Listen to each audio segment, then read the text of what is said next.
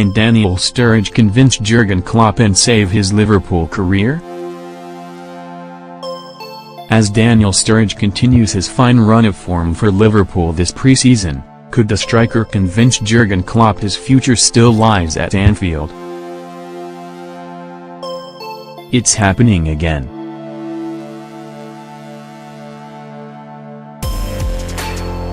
Here we are, on the cusp of a new season, and debate rages as to whether Sturridge, or more to the point, his body can endure. We are here against our better judgment. 2018-19 will after all mark 5 years since Sturridge, with the help of a certain Uruguayan, fired us to the brink of the Holy Grail. 5 years since he contributed on anything like a consistent basis. That is enough time even for the most ardent of supporters to give up the ghost. So why am I writing this article? Because Daniel Sturridge has a habit of luring you in, offering a glimpse of what might have been, of what could still be. He is in effect a footballing tease.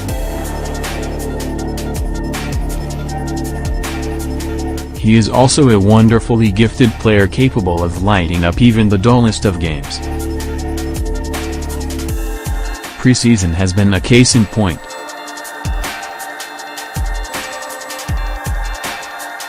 Run-outs away to the likes of Chester and Tranmere can be likened to a test of your fandom. Tough it out and you are christened a rabid red, worthy of entry into a farcical member sale by way of reward.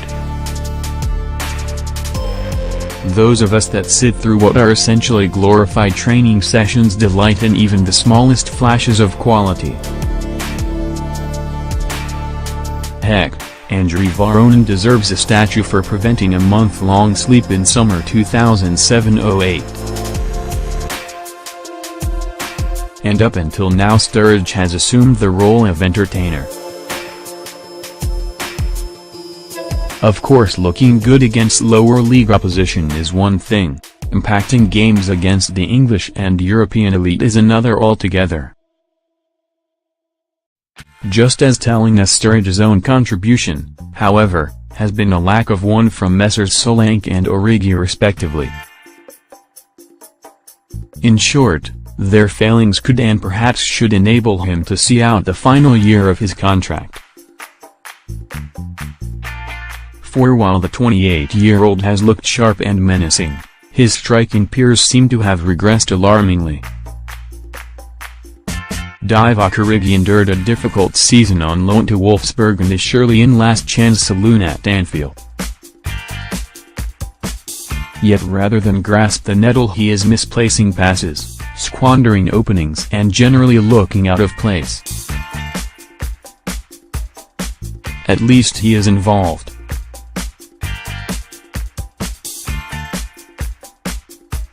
Dominic Solanke, by contrast, is a peripheral figure whose first touch is a tackle.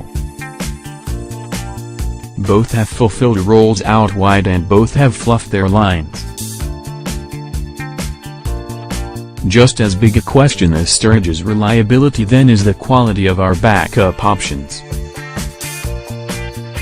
With Danny Ings soon to depart and Ryan Brewster sidelined until Christmas, can we truly risk having to call upon one of this pair? Not if we hope to challenge a Man City side with Sergio Aguero in reserve. Make no mistake, if pre-season is an audition, Sturridge is currently a shoo-in for supporting actor. If only this was a matter of quality alone, then there really would be no debate.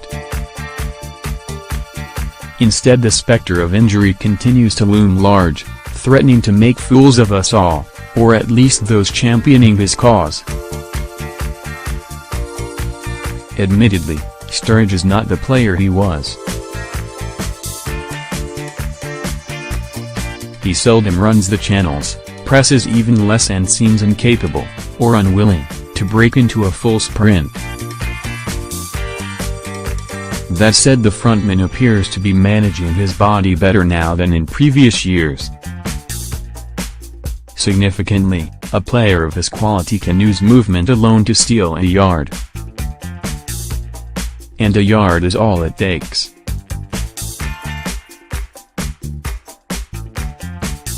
Forget not, this is a striker who helped himself to 50 goals for the club in just 87 appearances.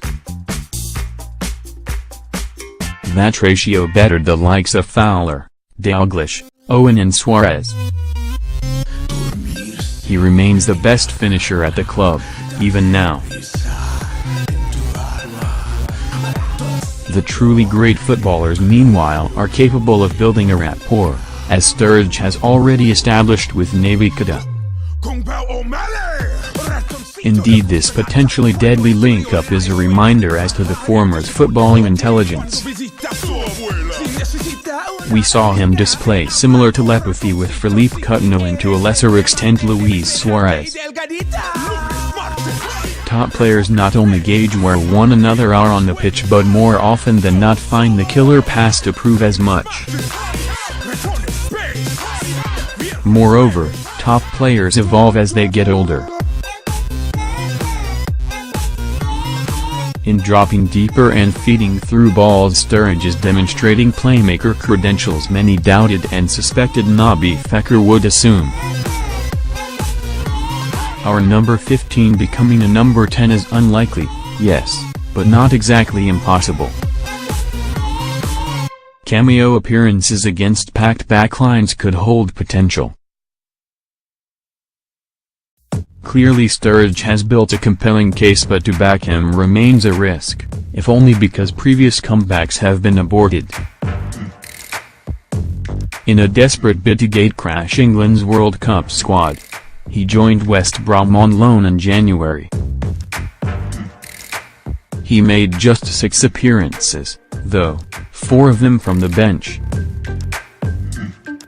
In total the marquee loanee cost the doomed Baggies £50,000 a minute. It should be noted that Baggies boss Alan Pardew bragged about reducing Sturridge's workload in order to keep him fit, then the striker got injured 4 minutes into his second start. Genius.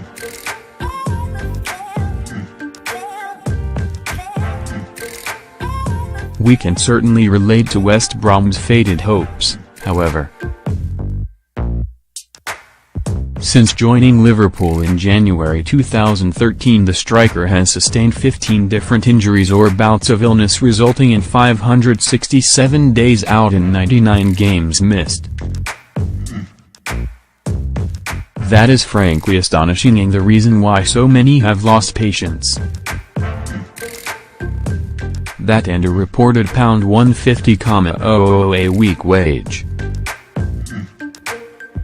But with no further signings mooted and Roberto Firmino beginning his own pre-season late, there is an opportunity for one last hurrah. Turning 29 in September, this is likely to prove a career unfulfilled, no matter what. Indeed, the chances of him securing a new contract at Anfield are slimmer than Wayne Rooney's of finding a hair transplant that takes. Yet there could still be one glorious chapter to be written. Help in any way to bring a title back to Anfield and he will be remembered as a legend. A player of his supreme talent deserves that bio rather than one prefaced with injury prone.